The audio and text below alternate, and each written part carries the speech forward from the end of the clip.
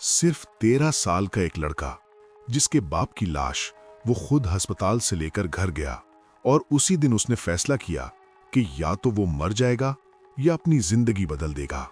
हसन एक गरीब लड़का था, एक बेबस जिंदगी गुजार रहा था।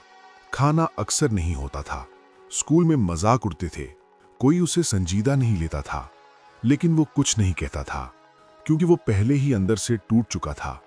एक दिन खबर आई, उसके वालिद का हादसा हो गया और चंद दिन बाद वो चल बसे और हसन ने अपनी आंखों के सामने अपने बाप को दफन होते देखा। इसी दिन उसका बचपन खत्म हो गया। अब वो अकेला था, घर चलाना, माँ की जिम्मेदारी और गुर्बत का बोझ।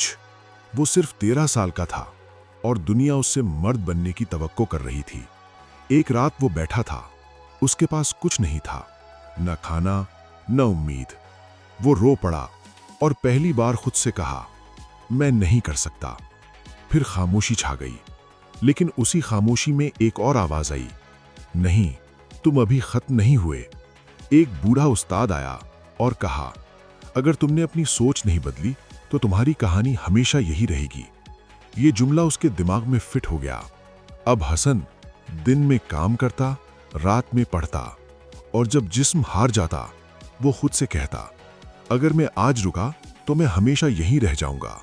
वक्त गुजरता गया, तालीम मुकम्मल की, कंप्यूटर सीखा, ऑनलाइन काम शुरू किया। पहले नाकामी, फिर थोड़ी कामयाबी, फिर मुसलसल तरक्की। वही लोग जो हंसते थे अब खामोश हो गए और हसन ने अपने गांव में एक स्कूल बनाया। जब वो अपनी मां को नए घर में ले गया, उसने कहा, अम्मी, मैंने हार नहीं मानी। मां ने उसका हाथ पकड़ा और रोते हुए कहा, तुमने हमारी जिंदगी बदल दी। जिंदगी तुम्हें तोड़ने नहीं आती, वो तुम्हें बनाने आती है। अगर तुम टूटने से इनकार कर दो तो। कुछ लोग हालात से हार जाते हैं और कुछ लोग हालात को तारीख में बदल देते हैं। उम्मीद करता हूँ आपको हमारी वीडियो पसंद आई होगी। हमारा चैनल सब्सक्राइब करें, शेयर करें और लाइक करना मत भूलें।